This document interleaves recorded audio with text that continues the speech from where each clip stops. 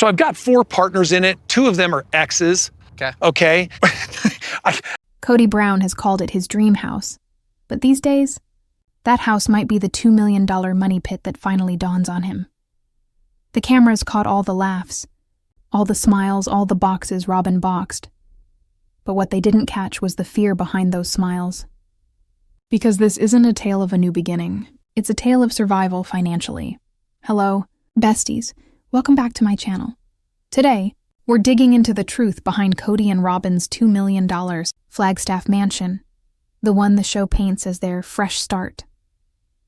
But behind the granite countertops and the word opulent that Kody can't stop repeating lies something way darker. Overdue bills, missing income, and a couple running out of lifelines. Let's rewind. In that same episode when the realtor appears, Justin Bates, remember? He says the magic words, "We have an all-cash offer," and Kody's aglow like it's Christmas morning. Robin's grinning from ear to ear. You can almost smell the relief on them. But that wasn't about freedom. It was desperation disguised as thankfulness. Because here's the truth. TLC won't say out loud that cash buyer wasn't a blessing.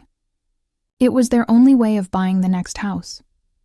They'd already made an offer on a $2 million house, but it was contingent on selling the first one. No sale, no down payment, no move. So when that all-cash offer came along, it wasn't just a sale, it was salvation. Kody Brown, the so-called patriarch who boasted years ago of owning multiple lots at Coyote Pass, couldn't acquire a new house without first selling the old one. That ain't rich. That's fear of liquidity. And then add in the divorces. 3 wives lost, 3 assets split, 3 income streams lost. Add in today's court battle with Christine, the lawyer's fee adding up. And Kody and Robin are still out here purchasing a new mansion 40% bigger than the last one. They say it's a new chapter. But come on, this isn't a chapter. It's a countdown. So let's talk about the things Kody and Robin don't want you to know. In front of the camera, they're showing off their shiny new house. Vast marble floors, chandeliers, an allegedly luxurious kitchen. Kody continues to describe it with that term as if it were a badge of honor. But behind the walls, there is another thing. Debt. Real, crushing, suffocating debt. Robin just keeps going on about faith, praying for the house, God providing the right buyer at the right time. Faith doesn't pay mortgages, however. And while she's describing God's intervention, the truth is, this wasn't faith. It was financial luck on borrowed time. The realtor's terminology, cash offer, was a lifeline. Because without that sale, they were tied up. Stranded in the old house that they told them was full of bad memories. The same house where 3 marriages had failed. Where Kody fell sick. Where every corner held sorrow. But that was not why they had to leave. The actual reason? They just couldn't pay for it. Let's go over the numbers. A $2 million new house. A down payment purely dependent on a sale. Ongoing taxes on Coyote Pass. So-called dreamland that stays empty, collecting dust and sucking dollars. Divorce agreements. Lawyer costs a TV deal that might vanish at any moment. That's not reinvention. That's fear disguised as real estate improvement. But Kody, of course, does what Kody always does. He delivers. He's in front of the camera, arms open wide, speaking of new beginnings, of manifesting the next chapter. Meanwhile, every financial analyst who happens to be watching this episode of Untold Stories knows precisely what's going on. He's broke, over-leveraged, and financially in denial. Remember when Janelle told us Kody never plans ahead, that he just does whatever he feels like doing? That's not just a personality trait anymore. That's a money pattern. He loses money, moves houses, and talks everyone, himself included, into believing that this time it will be different. And Robin? She's setting up boxes, spouting off about how God will take care of it. But hope without planning isn't spiritual resilience. It's hope wrapped in recklessness. The irony? They're talking about how tiny their old 5,000 square foot house was.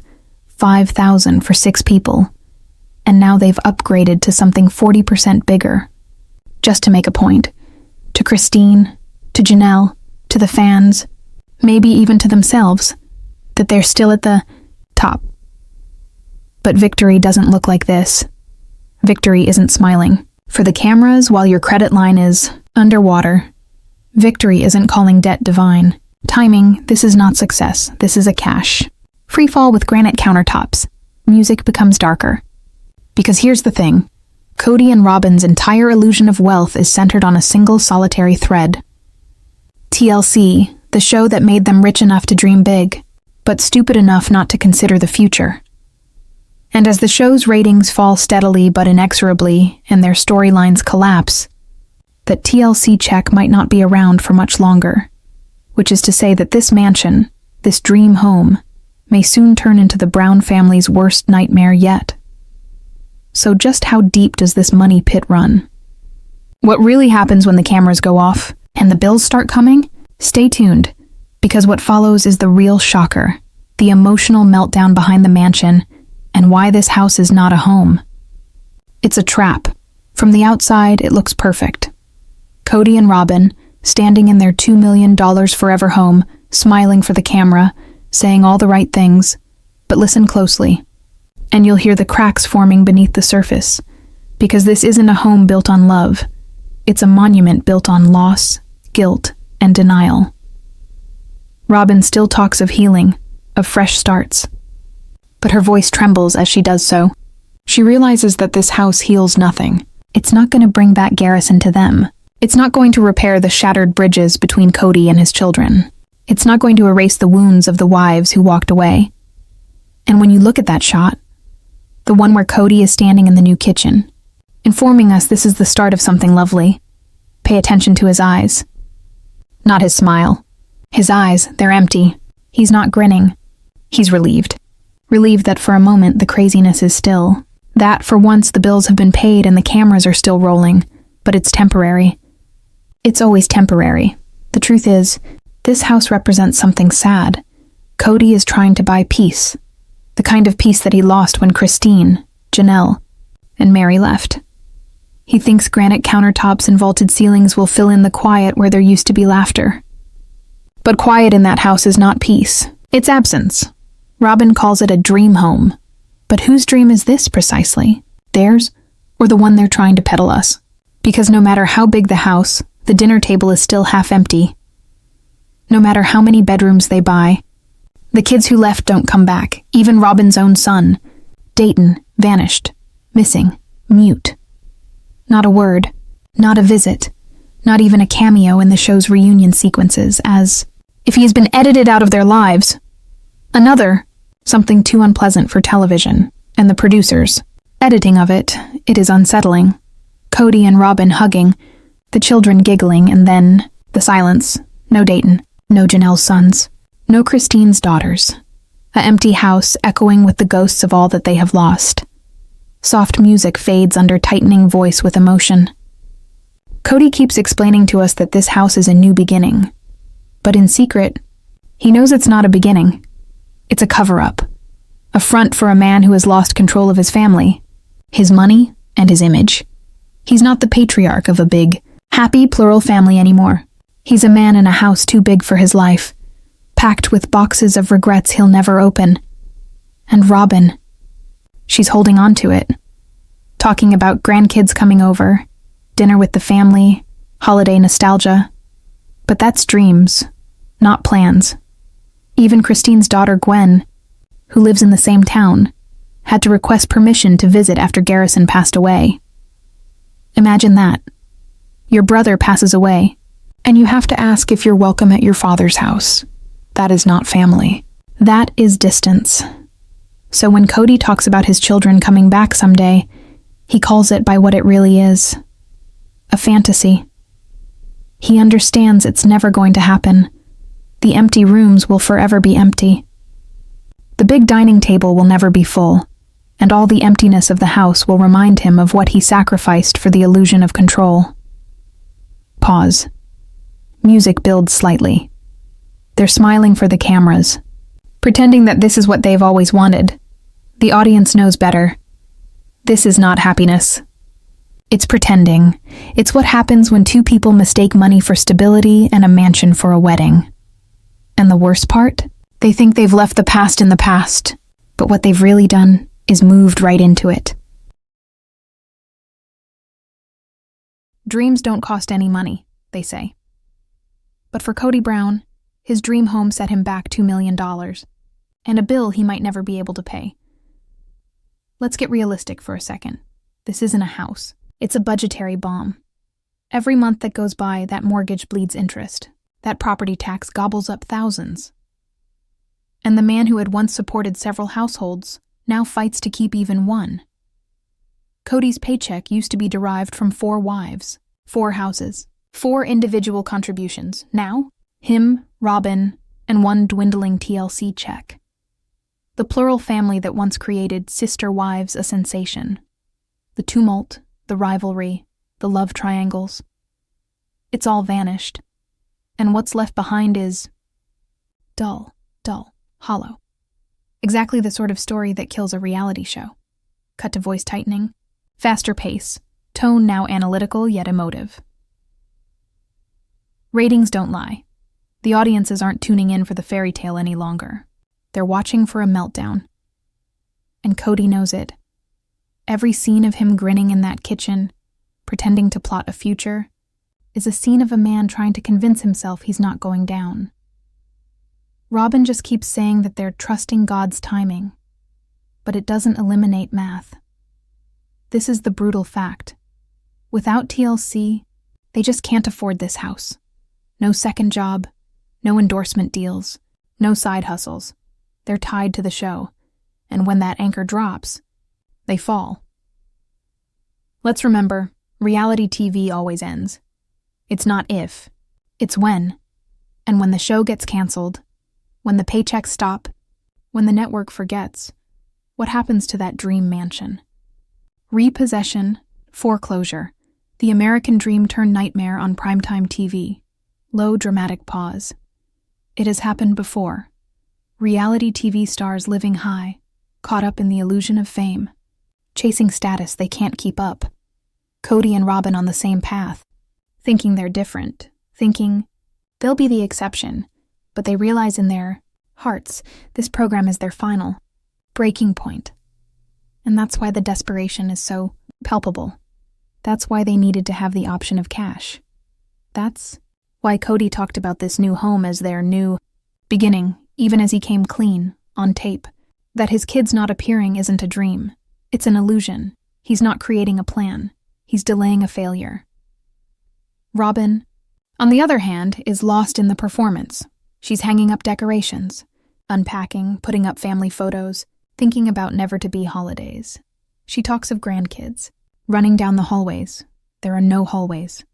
She talks of aging there, but history warns us they'll relocate, because Kody does not stand still. He never has.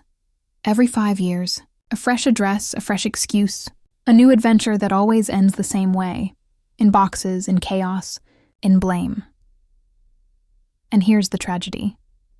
Robin still believes this time will be different, that somehow, this restless man of decades will finally find peace in a home he can't afford, that he'll settle long enough to build the life she's always wanted. But the truth? This house is not a foundation. It's a holding pattern for the next disaster. Music gets deeper. Heartbeat effect swells softly. Kody calls it opulent. But luxury isn't stability. Luxury is overextension. Luxury is mania for image. Luxury is a man so desperate to prove he's winning that he'll sign a loan he can't possibly maintain, to be the winner of a story he's already lost. And while he's off doing that, Christine, Janelle, and Mary are living their best lives in quiet. No luxury villas. No obligatory smiles. No trap debts. Just peace. Simple, hard-fought, quiet peace. So ask yourself, who really won? The man who gets to live in a $2 million echo chamber, or the women who got up and ultimately escaped? Pause. Music fades to gentle piano. Because here's the haunting truth. That house isn't Kody's redemption, it's his reminder. A monument to every broken promise, every poor decision, and every relationship he couldn't fix. Every empire crumbles. Some do so in disarray, others in silence. For Kody and Robin Brown, that silence has already started. Cameras can conceal only so much. The confessional interviews, the planned dinners, the forced grins, all these blur together. There is a moment, however, a flash, when you catch yourself thinking, something's off. Kody's machismo is nowhere to be found. His one-liners are hollow-sounding, his jokes strained. Robin's optimism, it's starting to crack. They no longer talk about money. They talk about faith, timing, hope. But hope doesn't cover the mortgage on a $2 million house. Soft music reduces pitch. Narrator decelerates. Truth is, they built that house on borrowed time. The TLC cameras are now their only source of income, their only safety net, their only way to maintain the illusion they're fine. But reality shows have expiration dates. There is a clear end to every season, and when that occurs, when those cameras shut off for the last time, Kody and Robin have nothing to but the silence of that massive, empty house. Because the day Sister Wives says goodbye, so does their stability. No show, no pay, no pay, no payments, no payments, no home. And that's when the dream becomes the debt trap. Music intensifies, dramatic buildup. Kody has no plan to leave. He's not an entrepreneur. He's not a motivational speaker. He's not a financial planner. He's a reality TV star whose whole value is because the network requires a bad guy. And once the show is over, the bad guy disappears, while Christine, Janelle, and Mary, the ones he believed he was leaving behind, are all prospering. Christine with a new husband, a new house, and genuine happiness. Janelle living simply but debt-free, finally answering to no one. Mary running her own business and claiming her independence. They fled the chaos and found clarity. Kody stayed in the chaos and got a mortgage on it. Short pause. And even in their dream house, the isolation is palpable. The kids don't stop by. The phones don't ring. The family that dominated the screen with drama and laughter is absent. The only noise left in that house is the air conditioning buzzing and the weight of all Kody tried to buy. Love, heritage, prestige, with money he doesn't have. A house doesn't heal a family. It only makes the space bigger. That grand dining table Robin bragged about? It's still vacant. The bedrooms? Still unoccupied. And that cheerful, clanging kitchen? It's more vacant than ever. Because you can't boil away guilt. You can't decorate with regret. And you can't pray dead away. Music slows. Fades into low strings. Voice drops to soft for emotional conclusion. Reagan. Kody referred to this as his forever home. But maybe it was never meant to be forever. Maybe it was meant to be a lesson to him on what forever really costs. The fans pick up on it. The kids feel it, and Kody and Robin themselves sense it in their hearts. This isn't a victory, it's a countdown. So what happens when the final episode is shown? When the final credit is rolled, and the checks stop coming? Does Kody finally wake up to reality? Or does he continue to do the same thing he's done the whole time? Move again, start again, pretend again. One thing is certain. That $2 million dream home isn't the opening page of a new novel. It's the final page of the story Kody never thought would end. Pause, soft reverb on closing line. The dream is the debt, and nobody's left to pay the price but him. Music disappears completely. Silence. Then a brief jolt of dramatic outro music.